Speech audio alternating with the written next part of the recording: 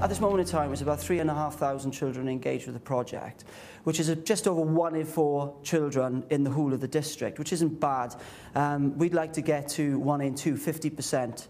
But the other good thing is that we've got a 70% retention. So a child is engaged with the project, will come back time and time again, get involved in clubs and that kind of thing, which means in terms of being active for a long time, so if you're 11 and you're 12 and you're engaged with the process, there's a very good chance that you'll be active for a very long time, because there's evidence that suggests that extreme sports or lifestyle sports are exactly that. You take them up for a large part of your life.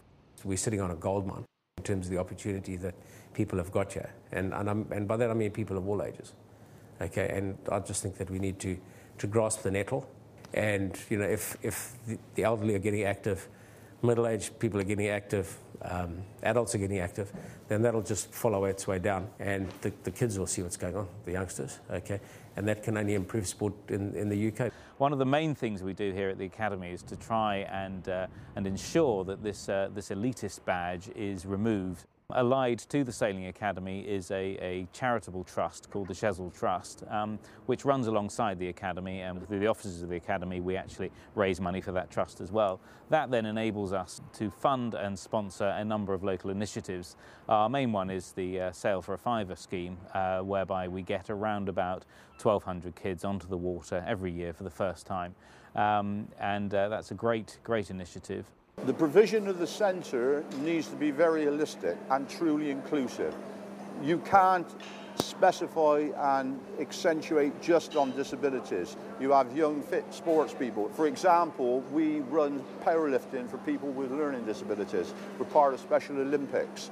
You have that aspect. Then you have sports people doing para sports training, right up to an elderly person in a wheelchair who is paraplegic. So you have to make sure that your facilities, your equipment is truly inclusive in all aspects. We try and work very closely with the young people. We try and engage with them prior to a project starting. We talk to them about what they would like to do. We offer some examples of activities. We try and find out what their interests are, so we can tailor a project to meet their needs. And we're just setting up a young people's forum group to help develop the project over a period of time. So we'll do an activity with them, and then we'll discuss a project and look at ways that they can really impact on the project itself and make changes to make it more relevant to them. An indoor sports facility of some quality was a desperate need. It's really made the student demand for sport at all levels explode. We are now the leading college sport-wise in the southwest of England in terms of competitive sports against other colleges and representation at national level.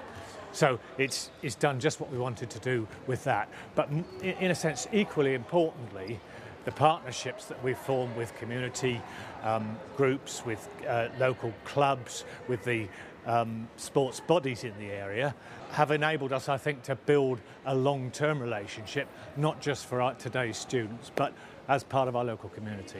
We have a number of volunteers who have physical impairment, learning disabilities, and we actively encourage people with disabilities to become volunteers. We provide training courses, education to them, and we've had quite a number of young people who have come to us as junior volunteers, and they've gone on to advanced education at colleges and universities doing sports science. We've got a young lady here at the moment, she's going to train to become a physiotherapist.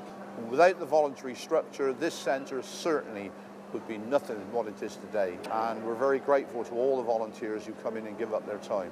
I think the goal that we're aiming for is to ensure that young people have a really quality experience, and that the people who are delivering to them have got the skills and the knowledge of the particular activities that they're doing to ensure that we can develop them to their full potential. Another area that we're very kind of interested in is kind of upskilling the young people themselves as well. So maybe once they reach 17, 18, it's actually getting them trained up, maybe as volunteers, to help deliver on certain projects as well. We've taken the view as the Sailing Academy, although we're a not-for-profit organisation, we employ a commercial company to run the place for us.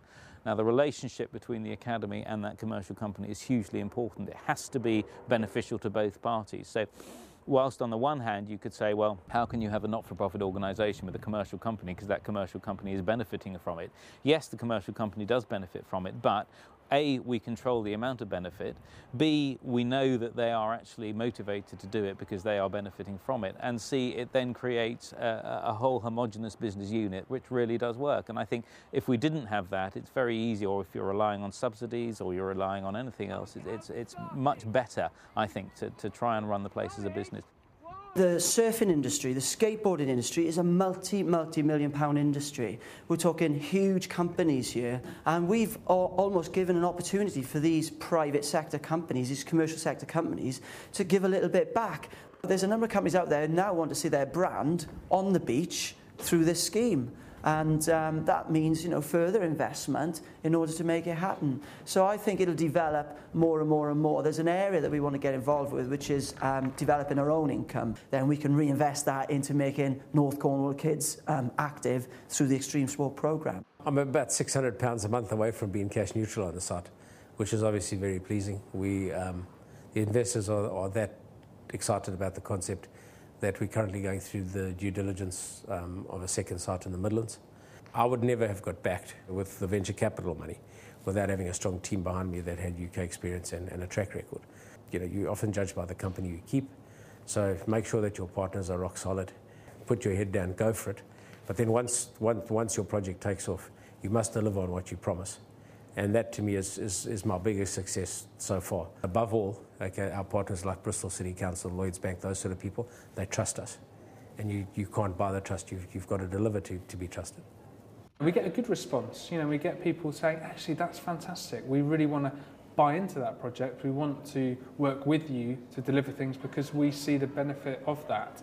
And that may be a school, it might be a parish council, people like Sport England who have bought into the project and see its benefit. The county council sort of working through youth development service, saying that there's sort of real value in the project itself, and it's something different to sort of point young people in the direction of. I'd say don't get too hung up on the actual cash to build something with. Worry about the relationships between different sports and different community groups. The funding will come along if you've got a strong network of relationships, and that's the thing that'll make it last rather than a building like this. This tent has 15 years lifetime, but really that's quite irrelevant. You can soon throw up another tent for very little money. That's not the key. The key is embedding relationships within your community that makes the thing last and build sport.